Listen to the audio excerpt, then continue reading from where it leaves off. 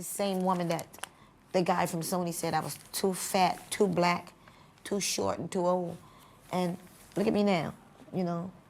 I lost a little weight since the chemo and cancer, but.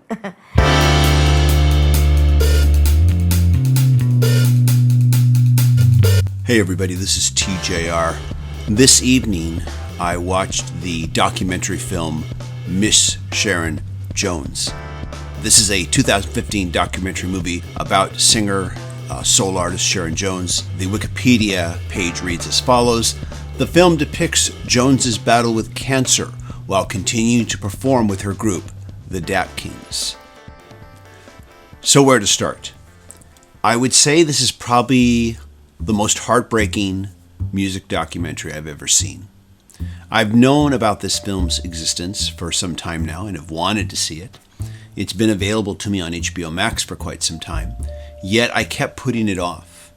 And finally, as I began to watch it, I realized why. Because this film was completed before her tragic passing. And I knew how the story really ended. I first became aware of soul singer Sharon Jones and her band, the Dap Kings, while reading an article that revealed that members of her band appeared on Amy Winehouse's Back to Black album, helping to give that album its authentic 60s Motown sound. And I would have read this article right at around the same time that Back to Black was currently charting. And after reading this article, I felt immediately compelled to go out and pick up what was, at the time, the band's current album, entitled 100 Days, 100 Nights. Back then I had a blog page where I talked about music and reviewed albums. It hadn't yet occurred to me that, hey, I could talk about them here on YouTube like I do now. In my review of that album, I said that 100 Days, 100 Nights sounded like a lost Motown classic, a fantastic of its time soul album, recorded but for whatever inexplicable reason was shelved and never released, only to be discovered till now. And that's a fiction I created around it as I listened to it. That's how it made me feel. There was this genuine sense of discovery when I listened to it. It sounded like the best lost album I had ever listened to, even though it really wasn't lost. To this day, that album still surprises whomever I unsuspectingly spring it on. I will invariably get a response of, who is this? Because the excitement of the album has proven to be undeniable for them. And this will always be followed with a question of, well, when did this first come out? And they can't believe that it came out in the mid-late 2000s versus the early mid-60s. And while it gave me joy to see that look of excitement in the faces of those first-time listeners, it also was heartbreaking because it served as a reminder that this very talented music artist and her very talented band were still mostly unknown to most of the general public and deserved a much larger audience than they had. Posters for this film used the headline, "The Incredible True Comeback Story," and at the time of its release it was.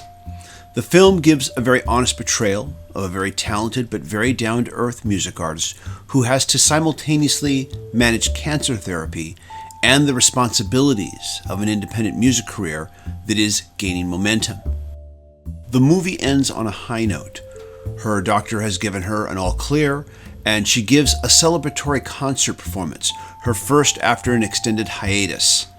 Just before the closing credits, a screen title announces that her then current album, Give the People What They Want, has been nominated in the category of Best R&B Album for the 57th Annual Grammy Awards. Give the People What They Want was released in 2014. The film, Miss Sharon Jones, was first premiered in 2015 and then received a larger release in 2016, just 4 months prior to her passing, in November 2016. She was 60 years old. Early on, during the movie's runtime, Sharon Jones recounts a meeting with a Sony music executive who told her that she was too old, too fat, too short, and too black to be in the music business. This one-time prison guard and wedding cover band singer didn't listen. She persevered and released her first album at the age of 40. And along with the Dap Kings, they released 6 more studio albums before her passing. She was, during her final years, very open about her cancer diagnosis and performed bald while undergoing chemo and refused to wear wigs. In concert, Sharon Jones was described as a female James Brown, and this film has more than enough live performances that can attest to that comparison. It is heartbreaking to watch this film knowing how it really ends. And it is heartbreaking to see a music artist who works hard for everything they achieve and takes nothing for granted have it all taken away from them. But it is also inspirational to witness a human being with a dream never give up, even in the face of death, because that is what she did. It's just a shame that she didn't get to live long enough to see it through just a little bit longer. This is TJR. If you've seen this film or plan to see it now, please leave a comment. As always, if you like what I'm doing here, be sure to click like, click subscribe, and smash that bell notification icon so you can know when I release new videos. I want to thank my patron supporters who are helping me to make more videos. If you'd like to be a patron supporter, please go to patreon.com/TJR the original. And if you can't, that's okay. You can show your support by just clicking like and sharing these videos on your social media. Everybody, thank you so much for watching, and I hope you all stay safe and healthy. Bye-bye.